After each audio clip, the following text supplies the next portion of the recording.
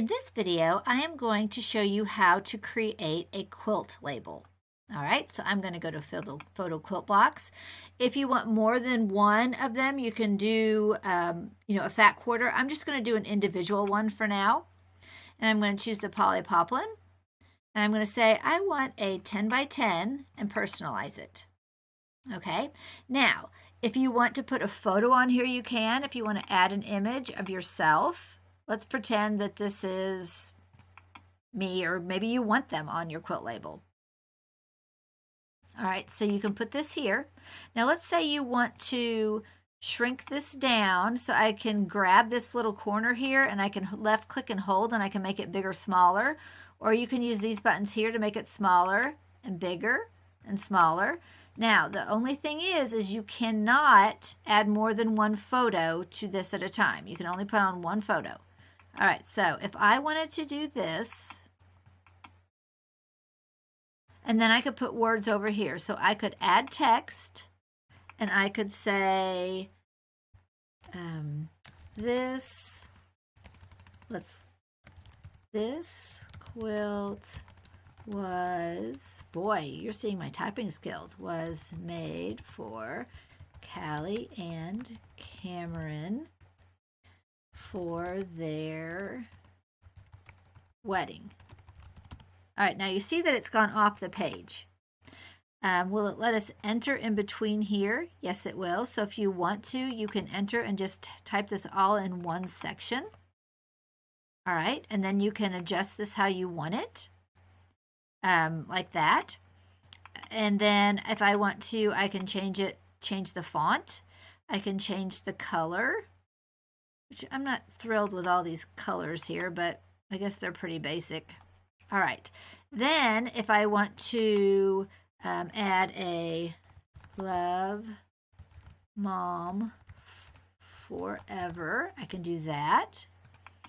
And let's put a comma here and enter. And then I can change that to, let's say, green. And then I can move it over here if I want it at the bottom. All right.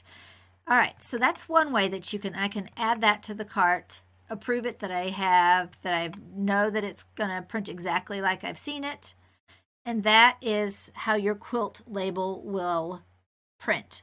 And you can just hem under the edges and use that as your quilt label. But let's say you want to do the corner quilt label and you decide you want to redesign it. So I'm gonna go into redesign, wait for it to load, and then I'm gonna put this at a diagonal. So if I want to put this at a diagonal, let's do this, because I'm going to shrink this down to fit, because this is going to, if I fold it right here so that all the raw edges will be in the corner of my quilt, if you've done quilts, you kind of know what I'm talking about. So I'm going to enlarge this. I'm going to get it big enough that I can see them. And let's see, maybe I want to rotate it a little bit more, like this. And then that would be in the fold. If I want to, I can make it a little bit bigger. Like that. That looks like, if I fold it right here, that looks like his head will be in it, but not hers. So we're going to have to move it over. Then I can take this and I can, whoops. That's not what I wanted to rotate. I want to rotate the word. So I'm going to come here to add text. Then I can click on this, and then I can do my rotating. Okay, so then I can put this down here. That way everything is beneath this fold right here, so you can do the diagonal quilt label in the corner of your quilt. And I'll do some videos, so check out my blog, and I'll do some videos and some tutorials on how to do that too. So that's how you can do it one way if you want to have a photo. Or let's say you want the photo really small, put it down here in your corner. And this, I can take out these returns since I've got a larger space to work with. I'm just hitting delete to delete the extra spaces. Okay, and here I'm going to delete the extra space.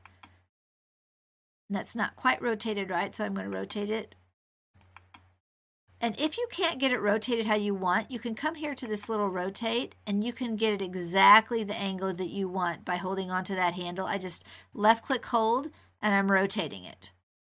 Okay, it's pretty standard if you've done many things with graphics.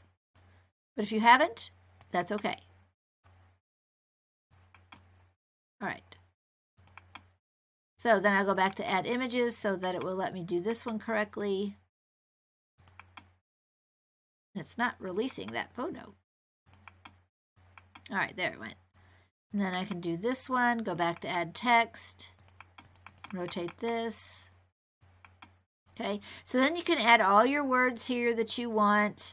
And if you want a picture, you can add your picture, go back to add images, and let's make this bigger. And I can slide this down so that will be showing on their quilt label. And then have this word, let's change that to white. Maybe not put it right there. Change these words to white so they stand out better. And that would be a really cute quilt label. Of course, you'd want to adjust it maybe a little bit more, but that would be a really cute quilt label that you could sew into the corner of your quilt. So then what I would do is I would just scroll down, add to cart, approve it. Now it is in my cart that I can print for them and have a quilt label. And that's how you create a quilt label.